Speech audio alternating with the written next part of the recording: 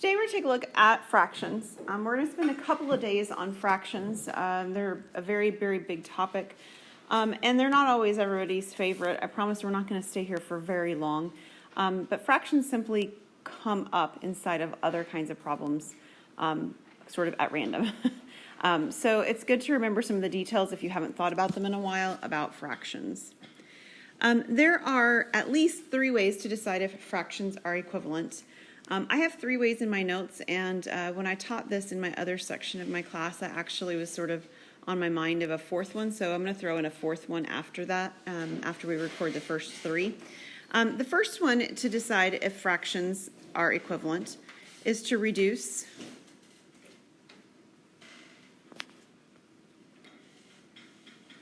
both fractions to simplest form.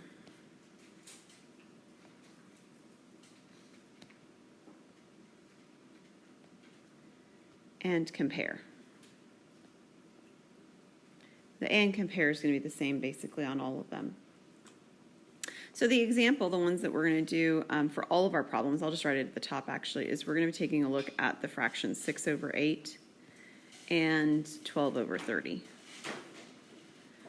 So whatever we find on one part, we're going to find on the other 2 parts.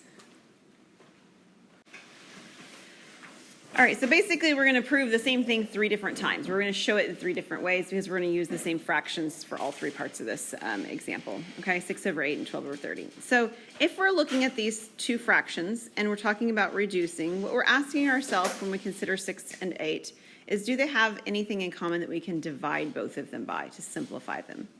And they do. What number can you divide both of these by? 2. 2, you bet. So if I divide them both by 2, what is 6 divided by 2?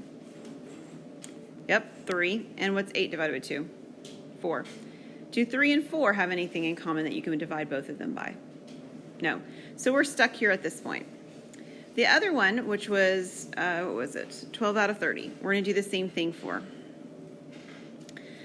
If you want to do the same as we did before and notice that they're both 2s, because sometimes it's easier just to see things are even than any other values that are bigger, you could actually start there on this one. If you notice something bigger, of course, that's fine too. What is 12 divided by 2? 6. And what is 30 divided by 2? 15. Now, at this point on this particular one, you can't stop here because they still divide again further. What do 6 and 15 have in common? 3. So we can divide them both by 3. Now, if at the very beginning, when you looked at 12 and 30, you had noticed they both divide by 6 and divide by 6, you could have done that in one step. But even if you don't, you still get to the same point. 6 divided by 3 is 2, and 15 divided by 3 is 5.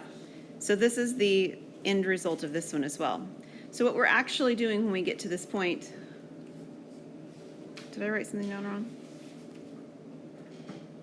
I think it's just written in my notes wrong. Okay, is we're comparing those end results. So we've got this one, and we ask ourselves the question, are they equal?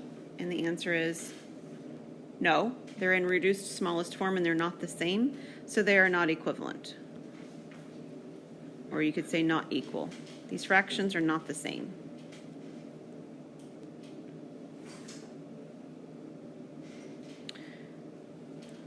Oh, that's why. I know why it's going on, but that's fine. All right, so we're going to do the same thing again, but with a different process for showing that they're not equal. They're still going to be not equal, obviously. If they aren't equal in one of these methods, they aren't equal in all of them. But I want to show you another option on how you can decide if they're equal. Another option is that you can get a common denominator.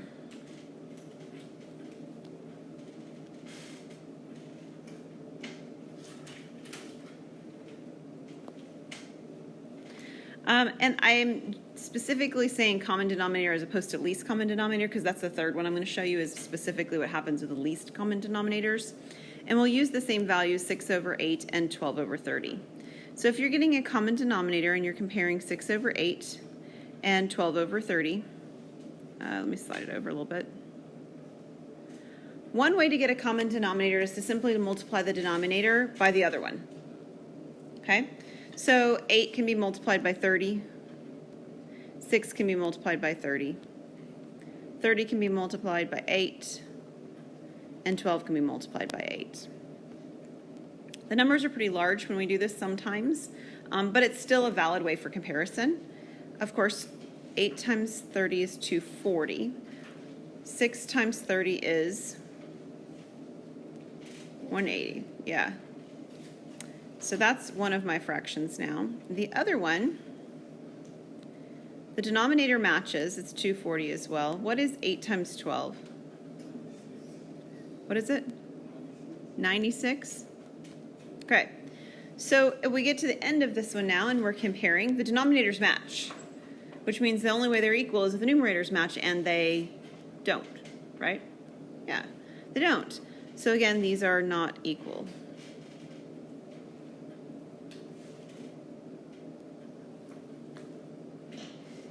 Okay, they don't match. Least common denominators.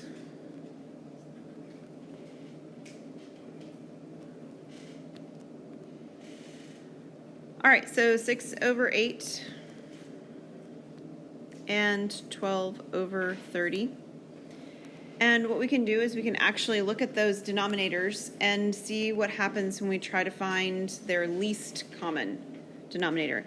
There's lots of ways to do this. We're going to talk about least common denominators a little bit more in another lesson.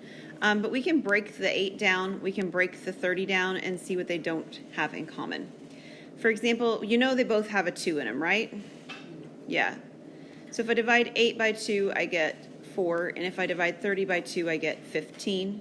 So the 2's they have in common, but the 4 and the 15, they don't. And 4 and 15 don't break down to anything else in common between them. 4 breaks down and 15 breaks down, but they don't break down into something that matches. So what does that mean? Well, it means that this 4 would actually get multiplied by the 30, and this 15 would be multiplied by my 8. Now, they're not quite as sort of intuitively easy to multiply with the 15, but they are smaller. So it doesn't always actually yield an easier multiplication, but it does yield a smaller multiplication most of the time. So if we take a look at that, what is 8 times 15? Should be 120. Shall I get 120? Put it here. 120? Oh, good. I get some nods. Fabulous. And how about 6 times 15? 90? I think it's bigger than 80. Is it 90? Okay, good.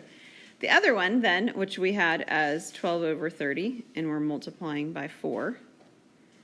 That multiplication by 4 is not too bad. I get that same 120 on bottom.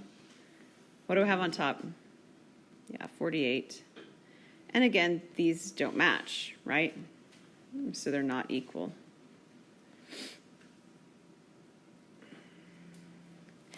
These 3 methods are probably the best methods in general for me to show you, not because they're the fastest. I'm going to show you a really fast one here, and it's fine if you use it. But because this idea of getting common denominators, or this idea of reducing fractions, is something we use within the idea of fractions on a lot of other accounts.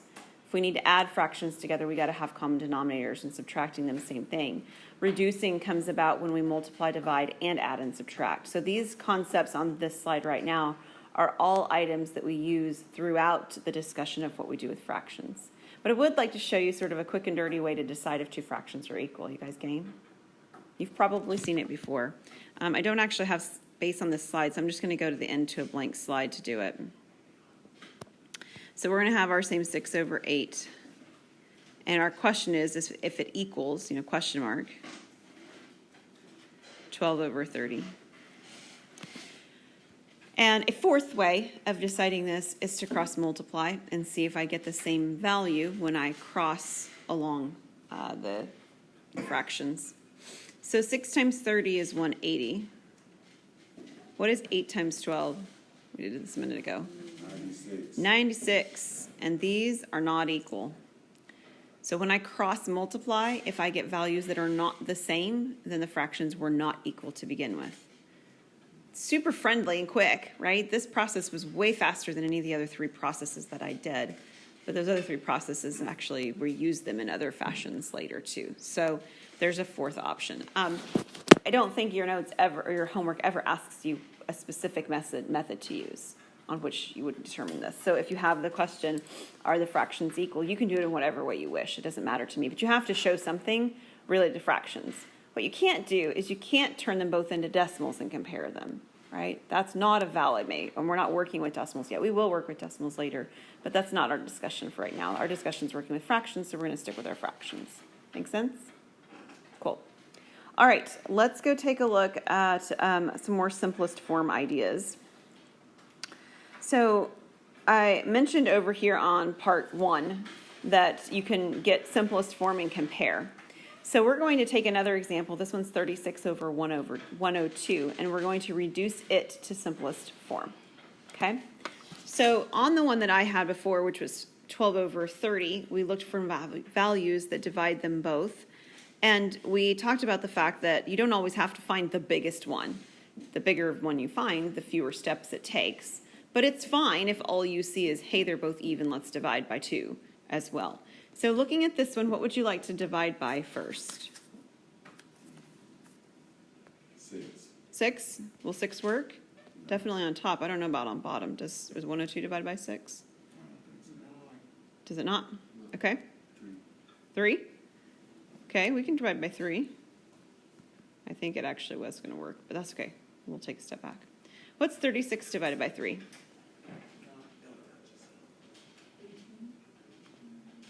Not 18, that would be divided by 2. 12. Yeah, so 30, you could divide by 2 as well, that would be fine, but 36 divided by 3 is 12. What's 102 divided by 3?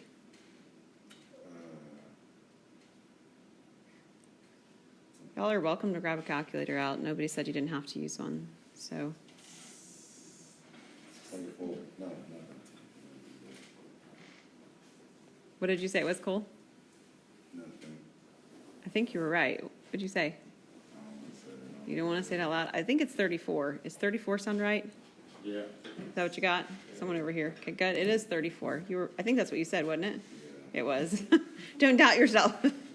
Give your best effort and go with it.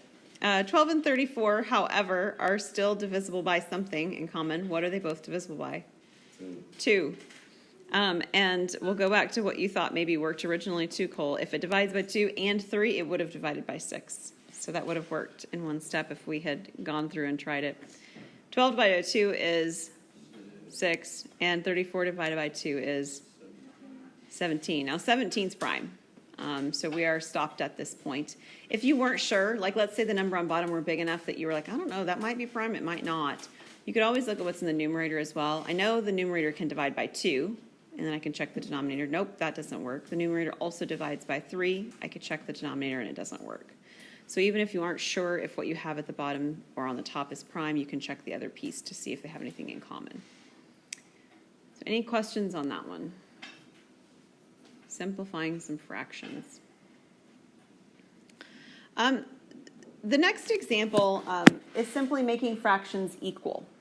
So I've got sort of 3 pieces of the puzzle here, and I'm just filling in the blank for the missing piece. And one of the ways to do that, and I think maybe the most natural, is to take a look and decide what in the world would I have to, in this case, multiply 9 by to get to 27. Or you could think of it backwards and say, what would I get if I take 27 and divide by 9? That's the same question, but in reverse. What number should go there? I mean, not in the blank, but the multiplication. Yeah, Abby's right. It's times 3. 9 times 3 is 27. And so it's also true then that I would multiply the numerator by the same thing. So I'd have 6 times 3, which would give me 18. So I would have an 18 to fill in the blank. Again, show some work somewhere on this so that if you accidentally did make a mistake, you'd still get some partial credit on the problem, okay? Show me something. All right, any question on reducing or enlarging, basically, fractions from the slide? Okay. You can just pick like one of these and just use it all the time.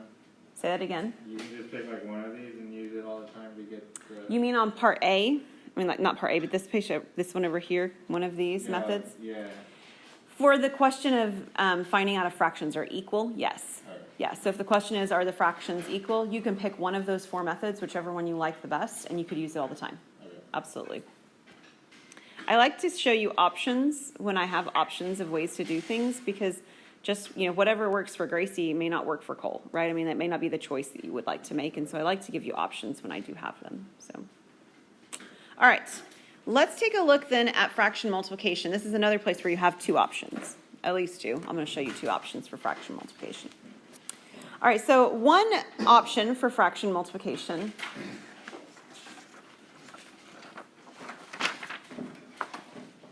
deals with multiplying things first. So you multiply the numerators.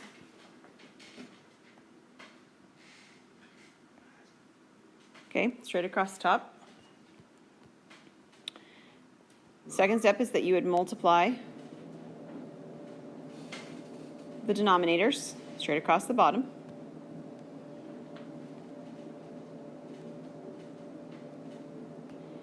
And then last of all, you would reduce or simplify them. Whatever word you like to use there. Okay, so the benefit to doing this is that you are always going to start with the multiplication, and it kind of makes sense because you're supposed to be multiplying fractions anyway, so you're just doing the multiplication first, you're reducing at the end.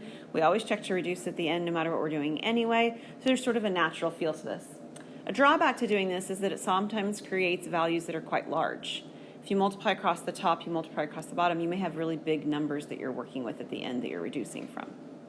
So we can actually change the order of this a little bit and keep fractions a little bit smaller if we do things like this. We could actually reduce first. And so what do I mean by reduce first? What are we reducing? Well, we are reducing within the fractions.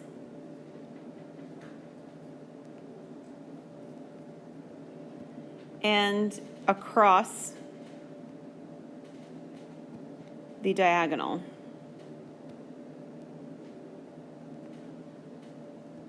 Okay, we'll do an example, of course, in a moment. And if we get all of our reducing done in that step one, then what happens next, we'll finish the problem. Then we will multiply the numerators.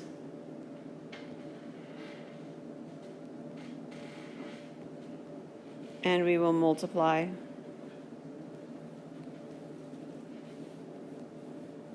the denominators.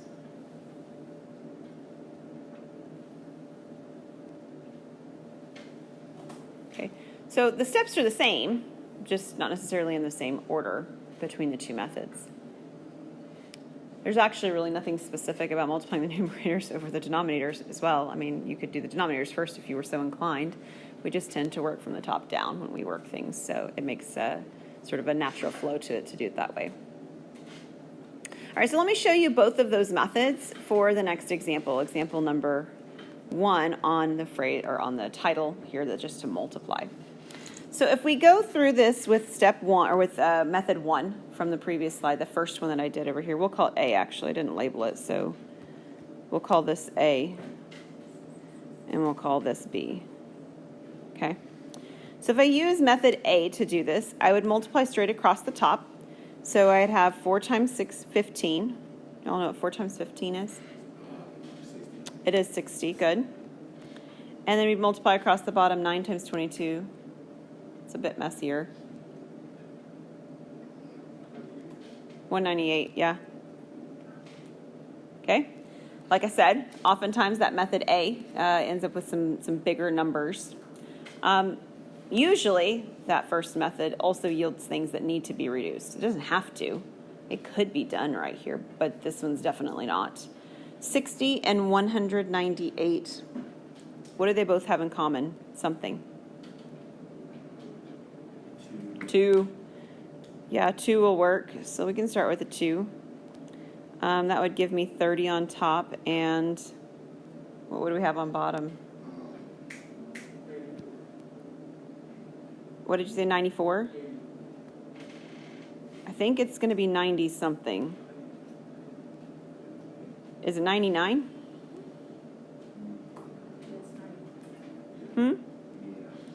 Yeah, is it 99? I'm sorry, I can't hear voices very well. Yeah? 99. Awesome. Thank you. 99. 30 and 99. 30. 3. We can probably do that one easier than the last one. The numbers are smaller, it makes it easier to work with. What's 30 divided by 3? 10. And that should say 3. 99 divided by 3 is 33. 10 over 33. Yeah, that one stopped. So we're done at that point. So that's method A. Method B, I'm not going to lie, that's the method that I would use if it were doing it, would be method B, what we're about to try. So when we have 4 over 9 times 15 over 22, it is possible that the numbers that we're given actually reduce within them. Like, instead of this saying 4 over 9, if it said 4 over 8, I could reduce the 4 and the 8, right? Like, that's a possibility. So back on those directions where it says within fractions, we have to consider that. 4 and 9 don't reduce. How about 15 and 22? Those don't either, yeah. So we're sort of checking things off as we go. They don't reduce within their own individual fractions. So what we do next is we look across the diagonals. So now I'm going to consider the 4 and the 22. What do they both divide by? 2. So we're going to reduce each of those by dividing by 2. So 4 divided by 2 is 2. And 22 divided by 2 is 11. So that's one diagonal. It could be that just one diagonal simplifies and the other one doesn't. So we need to check the other one to be sure, but it might be that we're done at this point and ready to move on. How about 9 and 15 then? Yeah, they both divide by 3. So 9 divided by 3 is 3. And 15 divided by 3 is 5. Okay? At that point, there's no more divisions that I can make, right? Either within fractions or across diagonals. So we're going to multiply across the top, multiply across the bottom. So I have 2 times 5. Yep, I have 10 on top. And I have 3 times 11, which gives me 33 on bottom.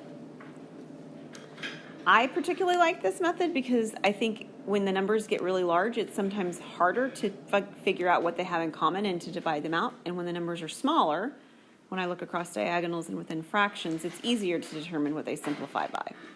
But it's totally your choice. You can pick which method you like. All right, we're going to do the same thing on problem number 2. We'll do it 2 ways again, just so that we've practiced it both ways a couple of times. So we can multiply straight across the top. So 2 times 9 is 18. And 21 times 10 is 210. Okay? So that's the answer to the question. It's just not in reduced or simplified form. So what could we reduce the numerator and the denominator by with this one? What might you try? 6 will actually work, yeah. So 18 divides by 6, it gives me 3. What is 210 divided by 6?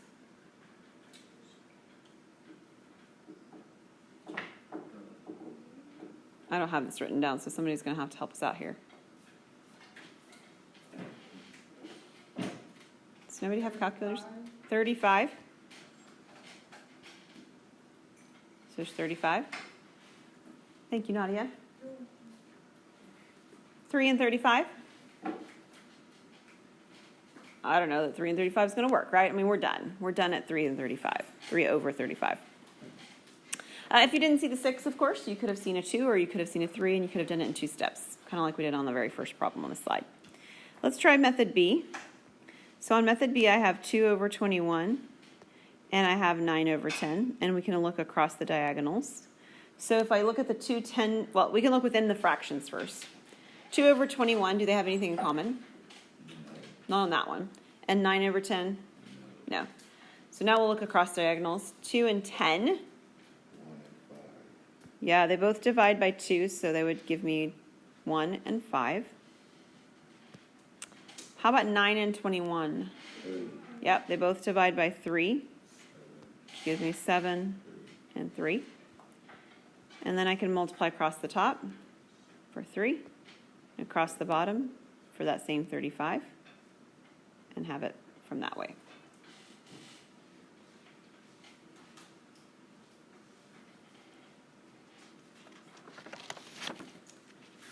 Okay, any questions on those? All right, there's one more in this sort of set of questions, and specifically, why do you think I might have included it how is it different than the other ones? It has no denominator. Yeah, the second fraction, or the second value as it's written right now, does not have a denominator. But it does, right? It's just not written. It has a denominator of 1. And so if I change it sort of visually so that I write it this way, it becomes just like the other ones in terms of how I could operate with it. Again, you can multiply straight across the top, multiply straight across the bottom, or you can reduce. And on this one, it actually doesn't matter. And the reason is because there isn't any reducing here, right? 6 and 1 on that diagonal, they don't reduce. 4 and 7, they don't reduce. So if there's no reducing that actually happens ever, then the two methods actually sort of collapse into the same thing. I end up simply multiplying across the top and across the bottom. And there's one more reason why I used this example here, is because I wanted you to see one that actually ends up giving you an improper fraction at the end. It's top heavy, right? The numerator is bigger than the denominator. And unfortunately, a lot of times when students get to this point, they think that's not an okay way to leave their answer. Maybe it's because of things that you've done in your past when you've done mathematics. There's nothing wrong with 27 or 24 over 7. There's nothing wrong with it being written that way. Now, there are times when we're going to alter that and change it, and we'll talk about when that happens. But generally speaking, unless the problem has mixed numbers, right? Nothing that's top heavy to begin with in the problem to start with, there's no reason to put mixed numbers in your answer. The reason that's beneficial is it means you're done right now instead of trying to continue to alter the form of something. So we'll talk about mixed numbers in section 4 when we come back next time. But for now, for this lesson, we're not dealing with anything in mixed numbers. So if you get to the point where this is an improper fraction like that, you're okay to stop. Of course, as long as the numbers don't have anything in common, and 24 and 7 didn't. So, all right. Reciprocal. A reciprocal is the multiplicative inverse of the value. Sometimes people think about this word reciprocal as the flip of a fraction, right? So you flip it upside down.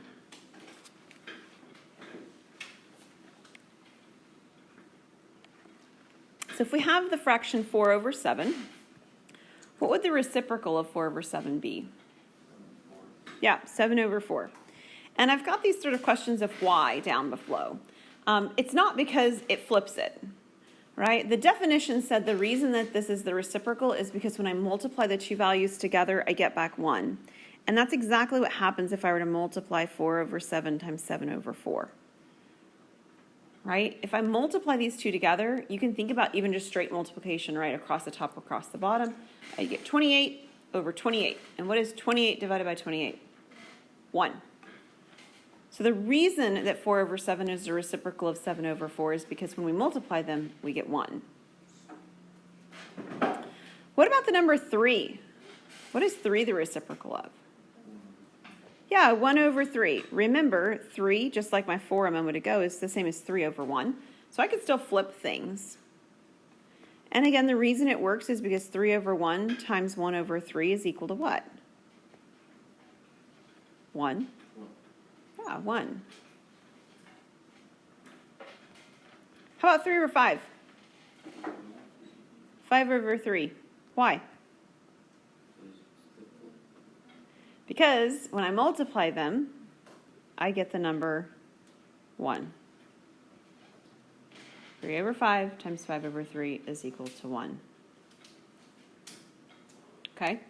So sometimes the reason that when students get to this point in math that you don't like fractions is because you did them a really long time ago.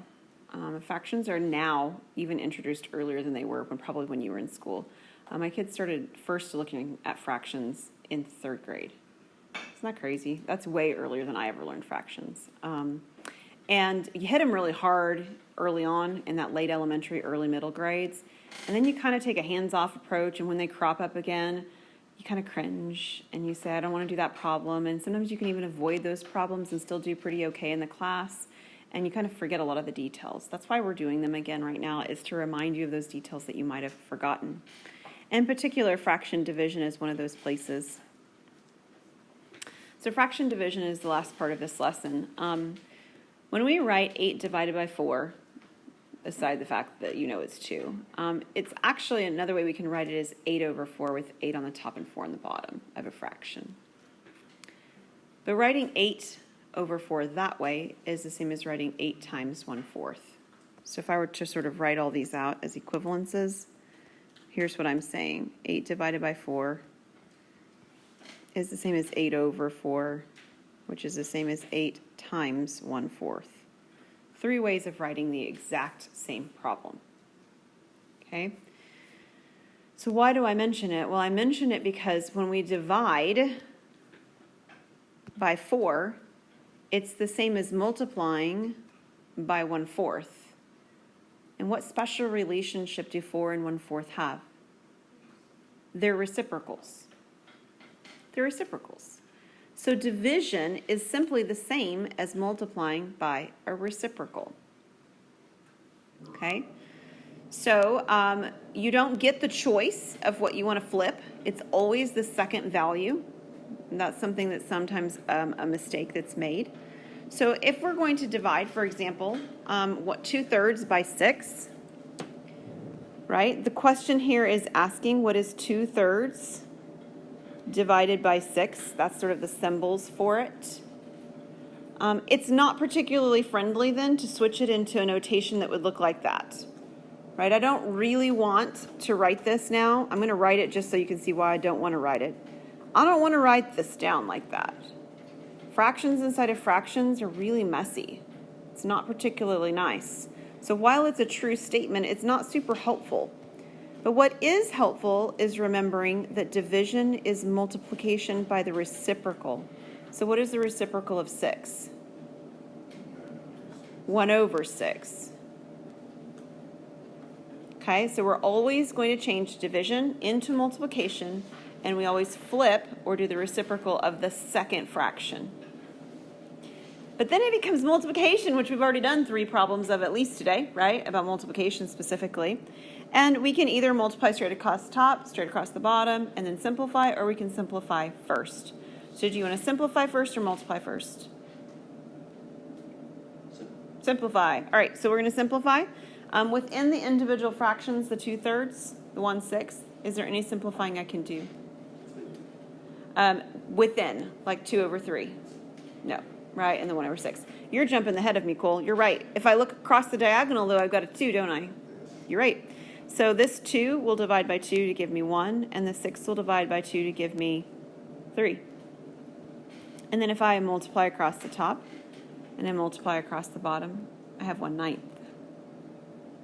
1 and 9 don't simplify. So I'm done. Okay, any questions about that? Okay, the second one looks more like you've got, actually have fractions to begin with. This is saying 3/10 divided by 3/4. So what would I do first? Flip it. Which one am I going to flip, Caleb? The one on the right, okay? The second fraction, right? I'm always going to flip the second fraction. So this is 3/10, and Caleb's right. I'm going to write this as 4/3. And what symbol goes between them now? Multiplication, right? I'm switching division into multiplication. We haven't done one where we just multiplied flat out, so let's just multiply this one flat out. I know some of you want to reduce it so badly. You can if you want to, but I'm going to do it on this screen with multiplication across. So if I multiply it across the top, 3 times 4 is 12, and across the bottom, 10 times 3 is 30. So if you've done this method, you need to reduce at the end. 12 and 30 do have something in common. What will they both divide by? They'll both divide by 6. 12 divided by 6 is 2, and 30 divided by 6 is 5. 2 and 5 don't have anything in common, so then we're finished. Does that make sense? All right, fabulous. All right, so this lesson will be, it's done. So we'll have homework number 3 that you'll be turning in either when you're done today or before class tomorrow, or not tomorrow, but Thursday. And we have some time to take a look at some problems before we leave.